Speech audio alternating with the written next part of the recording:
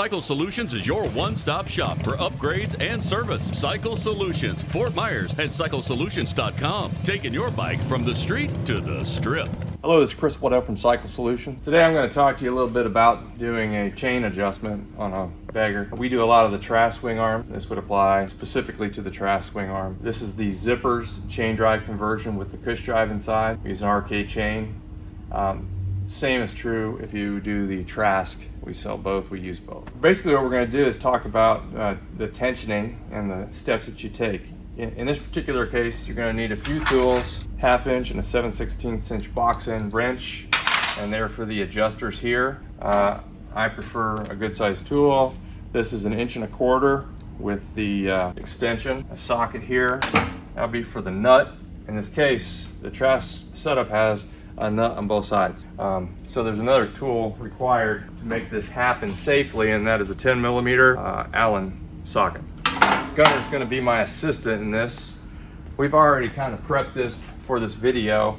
The JRI shocks here, these are still attached at the top, but they're not here, okay? So what we do is we put the bike on a flat jack, and we pick it up, we unload it, we take the bottom bolt out, so we have access. Otherwise, there's no way to get a socket on there properly, okay? So I just kind of rest it here, and then I bring the bike back down so that I'm at approximately the unloaded ride height of the shock and the swing arm.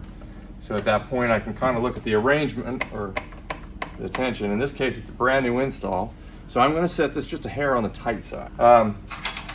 To loosen it, Gunner would put the 10mm inside that and just keep the axle from moving, because you tighten it from both sides, if you will. So I'd go on this side and I'd get it loose, and literally if your buddy will swap with you, you do-si-do here,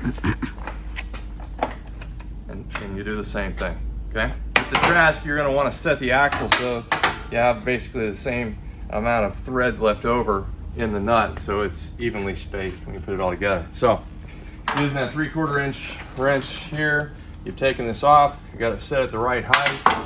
This is loose. You take your 1/2 inch box end wrench, you would loose the locking nut here. And I suggest you always make certain you have plenty of anti-seize so shit doesn't get galled up, okay?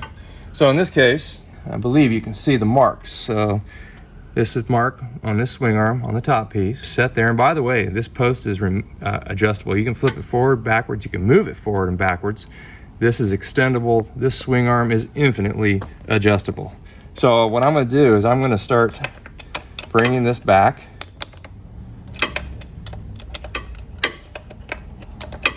Bit by bit. So I'm at the first half hash mark. Come around to the other side. And we set this up so we have a lot of adjustment. All of that left. So reach underneath the bike. Still a little loose, in my opinion. Again, this is a brand new chain. They say chains don't stretch, but they do change in tolerance. So we're going to set it just a hair tight, not tight enough that it would affect the bearings in the primary or the transmission. Because the first time it gets rode, it'll be a little looser. So I'm keeping my eyeballs here on the marks.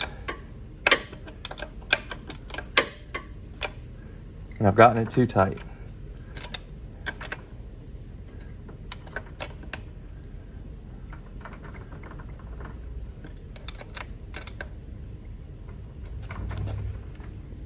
About perfect. Pay attention to your mark on this side. Go to the other side. Make that the same.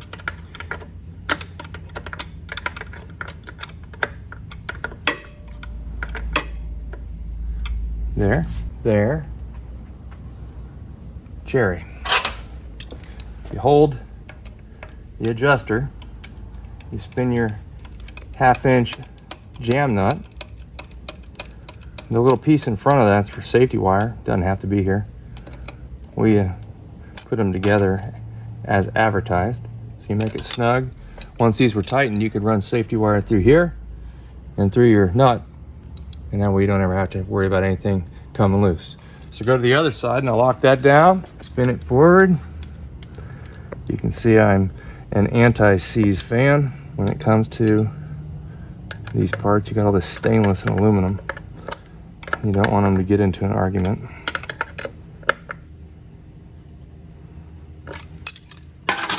And we're going to go ahead and tighten it back down. The gunner's going to grab the 10 millimeter. So I'm going to start bringing it in. I'm going to switch. I am not snug, but I am going to make certain that this is spaced as dead evenly as I can. He's just keeping that center of that axle from rotating. Let's switch again. I've got some tension on it now. Gunner, I'm going to back that up a hair, okay? Going the opposite way. Switch. Since this is the first time this has ever been compressed, before it's quite a bit, I just want to get it set. I'm going to put pressure, ready? I'm just going to give it a little bit over here. Should be good. Okay. I want to show you one spot here, something we found. You want to always try to make this level because most pipes come back through here, and if that's pointed down, when you lift it up, you can hit it. Obviously, we don't have a pipe here in the way.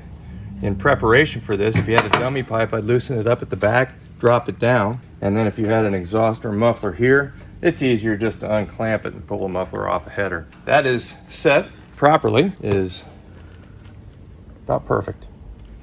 We'll put the shocks back on it, put the bags back on it, and take her for a spin. Thanks for tuning in.